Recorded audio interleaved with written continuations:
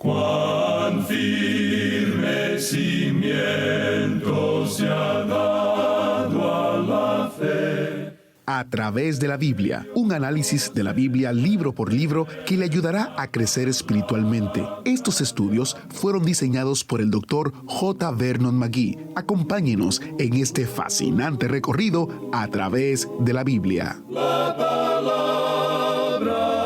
de Dios. Hay una ciudad en el mundo que continúa saliendo en la primera plana de los periódicos, los sitios web y continuará siendo la pieza central de la historia hasta que Jesús venga otra vez. ¿Puede adivinar cuál es esa ciudad? Bienvenido a través de la Biblia, el programa donde conocemos a Dios en su palabra. Mi nombre es Heiel Ortiz, anfitrión del programa. Nuestro maestro es Samuel Montoya y estamos en un recorrido de 5 años por toda la palabra de Dios, utilizando las enseñanzas del Dr. J. Vernon McGee, autor de este estudio bíblico. ¿Tiene usted una respuesta a la pregunta inicial? ¿Pensó usted en Jerusalén? Si es así, entonces usted acertó. Esta bella ciudad de Dios, sin tiempo y estratégica, será nuestro enfoque hoy mientras el autobús bíblico llega a Mateo capítulo 20, empezando en el versículo 30. Hemos estado siguiendo los pasos de Jesús por el Evangelio de Mateo, y ahora Él se mueve continuamente hacia Jerusalén con un propósito: morir por nosotros. Iniciemos nuestro tiempo de estudio en oración. Padre eterno, venimos ante ti con corazones sinceros y dispuestos a ser enseñados por ti. Usa este tiempo.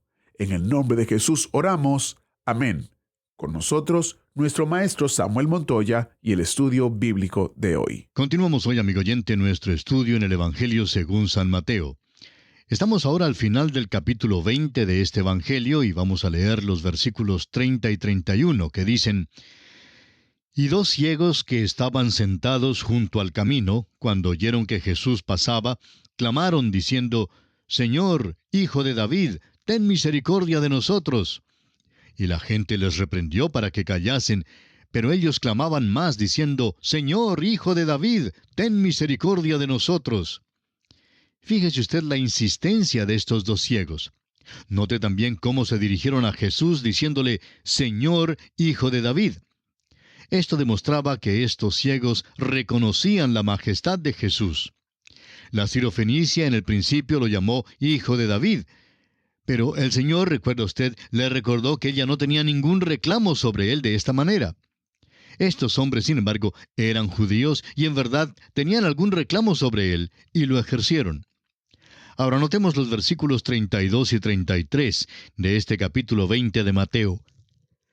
Y deteniéndose Jesús los llamó y les dijo: ¿Qué queréis que os haga? Ellos le dijeron: Señor, que sean abiertos nuestros ojos. El problema de estos hombres parecía ser obvio. ¿Por qué les preguntó el Señor qué era lo que ellos querían que hiciese por ellos?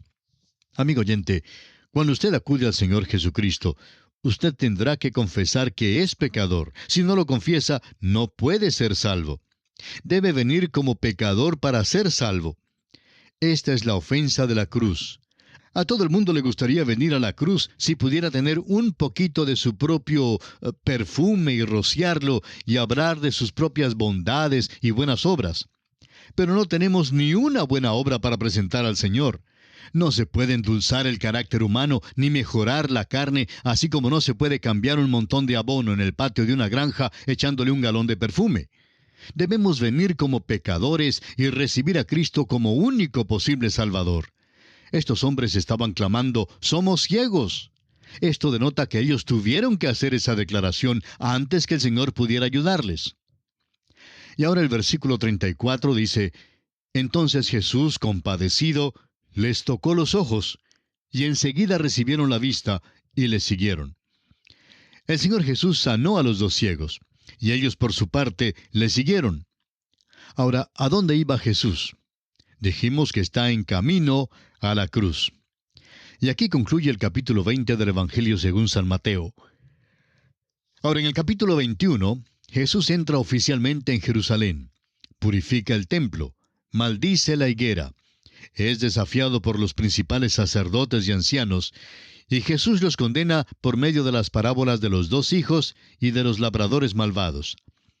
La acción dramática de Mateo resalta a plena vista en este capítulo. Jesús viene a Jerusalén desempeñando un nuevo papel. Anteriormente había entrado discretamente en la ciudad. Ahora insiste en su reclamación de ser el rey en la ciudad del rey. Nada pudo ser más audaz ni atrevido. Purifica el templo por segunda vez.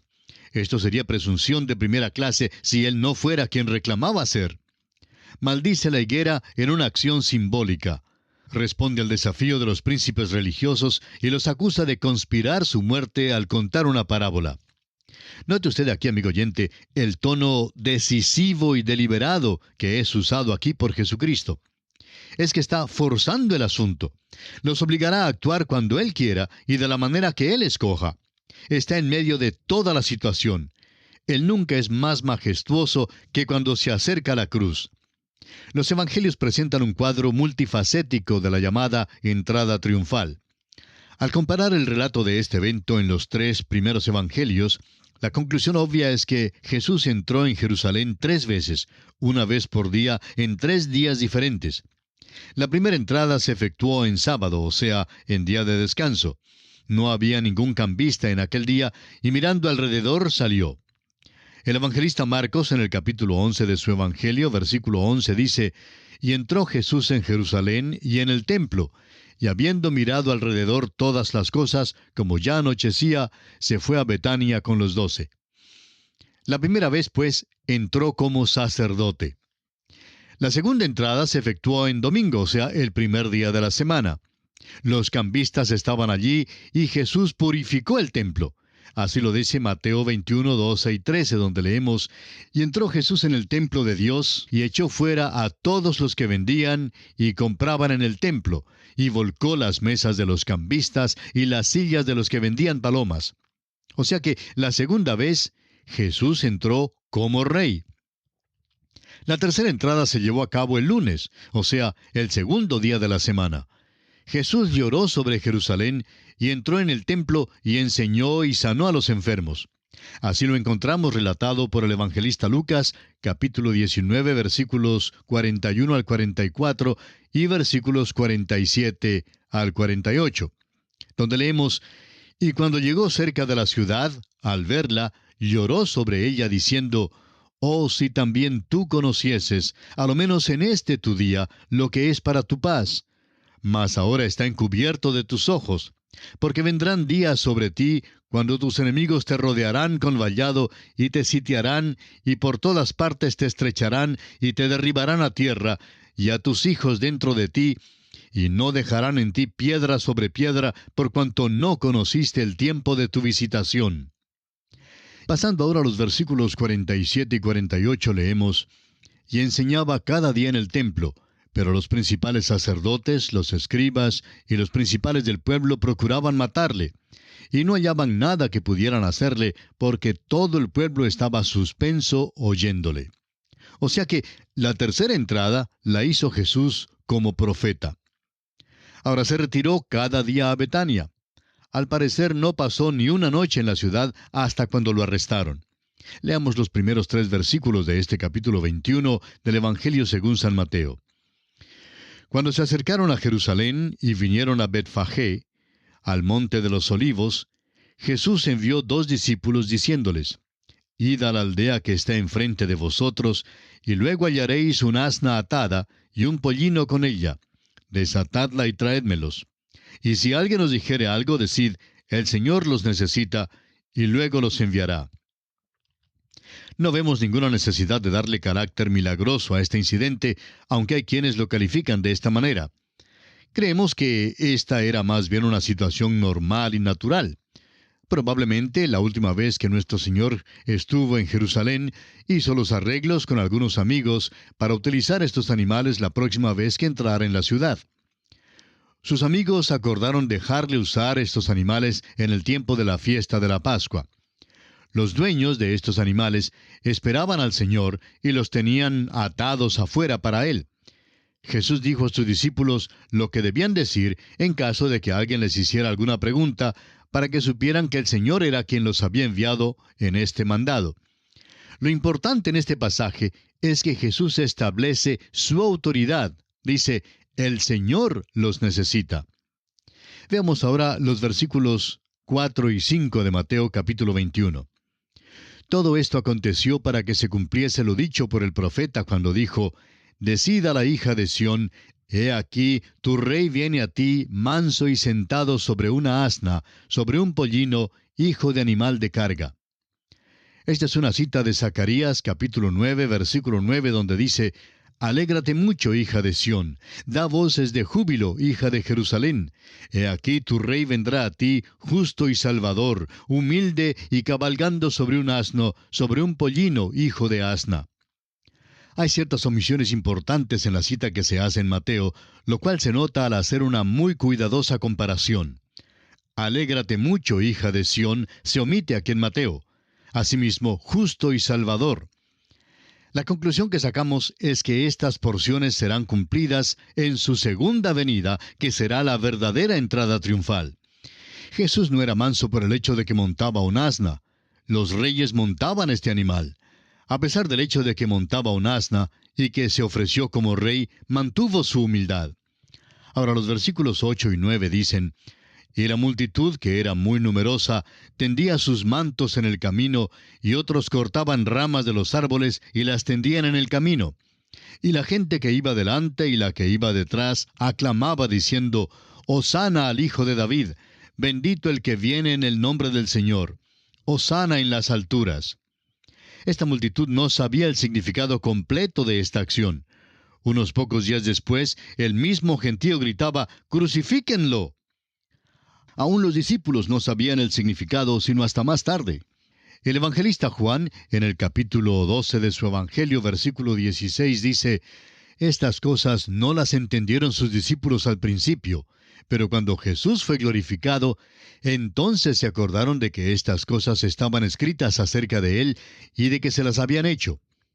Ahora leamos los versículos 10 y 11 de este capítulo 21 de San Mateo.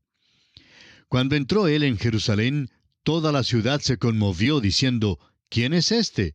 Y la gente decía, «Este es Jesús el profeta de Nazaret de Galilea». Sin duda, había muchas personas que no sabían quién era Jesús, porque él se había mantenido alejado de Jerusalén durante mucho de su ministerio. El Señor obliga a Jerusalén a considerar su reclamo real por un momento final. Leamos ahora los versículos 12 y 13 de este capítulo 21. «Y entró Jesús en el templo de Dios, y echó fuera a todos los que vendían y compraban en el templo, y volcó las mesas de los cambistas y las sillas de los que vendían palomas, y les dijo, Escrito está, mi casa, casa de oración será llamada, mas vosotros la habéis hecho cueva de ladrones». El Señor hace uso de un lenguaje acérrimo, duro, al limpiar el templo. Esta acción de Jesús concluye oficialmente su ministerio hacia la nación israelita. Después que el Señor limpió el templo, muchos vinieron para recibir ayuda y fueron sanados. Note usted que Mateo enfatiza este hecho. Leamos el versículo 14. «Y vinieron a él en el templo ciegos y cojos, y los sanó». Los principales sacerdotes se resintieron del hecho de que Jesús sanara a estas personas. En el versículo 15 leemos, «Pero los principales sacerdotes y los escribas, viendo las maravillas que hacía, y a los muchachos aclamando en el templo y diciendo, Hosana al Hijo de David, se indignaron». Solo el Evangelio de Mateo cuenta de las curaciones que fueron la causa para que los niños en el templo aclamaran, Hosana al Rey de Reyes. Sigamos ahora con los versículos 16 y 17 de este capítulo 21 de Mateo. «Y le dijeron, ¿oyes lo que éstos dicen?». Y Jesús les dijo, «Sí, ¿nunca leísteis, de la boca de los niños y de los que maman perfeccionaste la alabanza?». Y dejándolos, salió fuera de la ciudad, a Betania, y posó allí. Y dejándolos, indica el rechazo de Jesús a los líderes religiosos. Debemos recordar que la llamada entrada triunfal culminó en la cruz. Él vendrá la segunda vez en un verdadero triunfo. El escritor a los Hebreos nos dice en el capítulo 9 de esta carta, versículo 28, Así también Cristo fue ofrecido una sola vez para llevar los pecados de muchos, y aparecerá por segunda vez sin relación con el pecado para salvar a los que le esperan. La segunda vez que venga el Señor a la tierra, se afirmarán sus pies sobre el monte de los olivos. El profeta Zacarías, en el capítulo 14 y versículo 4 de su libro, dice: «Y se afirmarán sus pies en aquel día sobre el monte de los olivos, que está enfrente de Jerusalén al oriente, y el monte de los olivos se partirá por en medio, hacia el oriente y hacia el occidente, haciendo un valle muy grande. Y la mitad del monte se apartará hacia el norte, y la otra mitad hacia el sur». Luego el Señor entrará en Jerusalén. Su verdadera entrada triunfal será en su segunda venida. Su primera entrada en Jerusalén lo llevó hacia la cruz para morir allí por nuestros pecados. Y por medio de su muerte y resurrección se nos ofrece la salvación eterna. Ahora los versículos 18 y 19 de este capítulo 21 de Mateo dicen: «Por la mañana, volviendo a la ciudad, tuvo hambre. Y viendo una higuera cerca del camino, vino a ella, y no halló nada en ella sino hojas solamente, y le dijo: Nunca jamás nazca de ti fruto. Y luego se secó la higuera». Ha habido muchísima dificultad en tratar de interpretar el significado de este incidente de la higuera. Hemos escuchado toda clase de ideas en cuanto a lo que representa la higuera. La higuera, a nuestro parecer, es simbólica de Israel, como nos dice en Mateo capítulo 24. No había ningún fruto en la nación, sino solamente las hojas exteriores del ritual de una religión muerta. Y esto el Señor condenó. La nación de Israel seguía un ritual religioso, pero no tenía ningún poder. Había tornado lo que Dios les había dado en un ritual sin vida, sin vitalidad ni virilidad, el cual ya no llevaba a cabo el propósito de Dios. Opinamos que Dios tratará a la iglesia organizada de la misma manera, a la iglesia que ha vuelto la espalda a la persona de Jesucristo. Los versículos 20 al 22 de Mateo capítulo 21 nos dicen: «Viendo esto los discípulos decían maravillados: ¿Cómo es que se secó enseguida la higuera? Respondiendo Jesús les dijo: De cierto os digo que si tuviereis fe y no dudareis, no solo haréis esto de la higuera, sino que si a este monte dijereis: Quítate y échate en el mar, será hecho. Y todo lo que pidiereis en oración, creyendo, lo recibiréis». Los discípulos quedaron asombrados al ver cuán seca quedó la higuera, y el Señor les explicó que tal poder, aun para hacer obras mayores, estaba a la disposición de ellos por medio de la oración de fe. Debe haber fe en la oración, y la oración con fe, con confianza, puede lograr grandes cosas. Ahora no creemos que nuestro trabajo sea maldecir las higueras o quitar literalmente los montes. Durante una buena parte de nuestra vida en Sudamérica, vivimos en un valle en medio de la cordillera de los Andes, y siempre ha sido muy bella la vista que ofrece esa cordillera.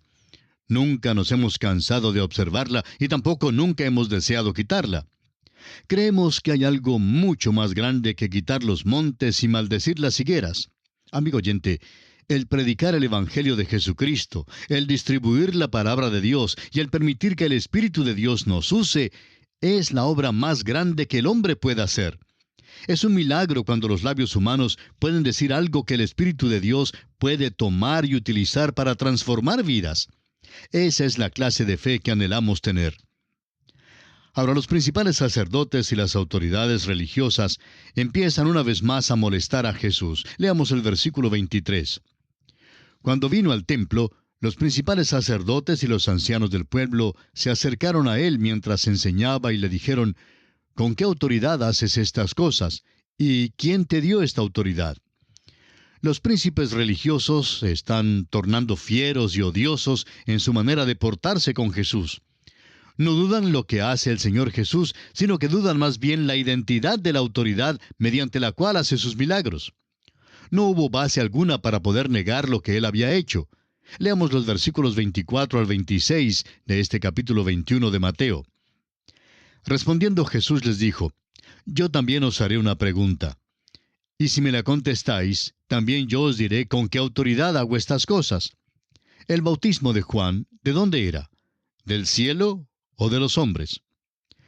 Ellos entonces discutían entre sí diciendo: Si decimos del cielo, nos dirá: ¿por qué pues no le creísteis? Y si decimos, de los hombres, tememos al pueblo porque todos tienen a Juan por profeta. Cuando los líderes religiosos cuestionaron su autoridad, el Señor Jesús los confrontó plenamente y usó las mismas tácticas que ellos habían usado para tratar de atraparlo. Les dijo que les diría por cuál autoridad hacía los milagros si ellos le decían con qué autoridad había bautizado Juan. ¿Era el bautismo de Juan del cielo o de los hombres? Ahora, si los principales sacerdotes y los ancianos del pueblo hubieran dicho que del cielo, Jesús habría dicho que él obraba por la misma autoridad. Ahora, si no aceptaban la autoridad de Juan, la cual procedía del cielo, tampoco aceptarían la autoridad de Jesús. Ahora, el versículo 27 dice, y respondiendo a Jesús dijeron, no sabemos. Y él también les dijo, tampoco yo os digo con qué autoridad hago estas cosas. Es muy evidente la tensión que comienza a incrementarse en esta situación. El Señor va a pronunciar una denuncia severísima de los príncipes religiosos. Cuenta una parábola que coloca a los publicanos y a las rameras en un nivel más elevado que estos príncipes eclesiásticos. Y la acusación de Jesús no puede ser ignorada. El Señor da un paso en contra de estos hombres. Jesús da esta parábola por causa de los líderes religiosos y su oposición a su autoridad. Leamos ahora los versículos 28 al 31. Pero, ¿qué os parece? Un hombre tenía 2 hijos, y acercándose al primero le dijo, Hijo, ve hoy a trabajar en mi viña. Respondiendo él dijo, No quiero. Pero después, arrepentido, fue. Y acercándose al otro, le dijo de la misma manera. Y respondiendo él dijo, Sí, Señor, voy. Y no fue. ¿Cuál de los 2 hizo la voluntad de su padre? Dijeron ellos, el primero. Jesús les dijo, de cierto os digo que los publicanos y las rameras van delante de vosotros al reino de Dios. Esta parábola fue un insulto terrible para los príncipes religiosos. Jesús los asemeja al otro hijo que dijo que trabajaría para su padre, pero no lo hizo. El Señor pone a los publicanos y a las rameras en un nivel mucho más elevado que estos líderes religiosos. Esta parábola es aplicable para el día de hoy. Muchos son miembros de las iglesias, son religiosos y creen que son cristianos, pero en realidad no lo son. Hoy en día la humanidad está en busca de la realidad. Desea tener algo que se pueda apoyar en medio de estos días difíciles de oscuridad, confusión y desespero. Si todo lo que usted tiene, amigo oyente, es solamente una religión exterior, entonces usted necesita ser transformado por Jesucristo. El apóstol Pablo en su segunda carta a los Corintios, capítulo 5, versículo 17, dice, de modo que si alguno está en Cristo, nueva criatura es. Las cosas viejas pasaron, he aquí todas son hechas nuevas. Si usted acude a Jesucristo ahora mismo, hoy puede ser usted una nueva criatura. El Señor le ayude a hacerlo. Y aquí nos detenemos por hoy, amigo oyente. Retornaremos en nuestro próximo programa en la continuación de este estudio. Que Dios le bendiga abundantemente. Agradecemos que nos acompañara en el estudio de hoy. Le invitamos a que visite nuestro sitio en internet a través de la Biblia.org. Ahí puede suscribirse para recibir las notas y bosquejos de lo que estamos estudiando y noticias del ministerio. También encontrará la variedad de libros y materiales gratuitos que tenemos para usted. El sitio es a través de la Biblia.org. Todo lo que hacemos es posible gracias al Señor y a personas como usted que se unen a nosotros en la obra de llevar la palabra entera al mundo entero. A través de la Biblia es una producción de Radio Transmundial.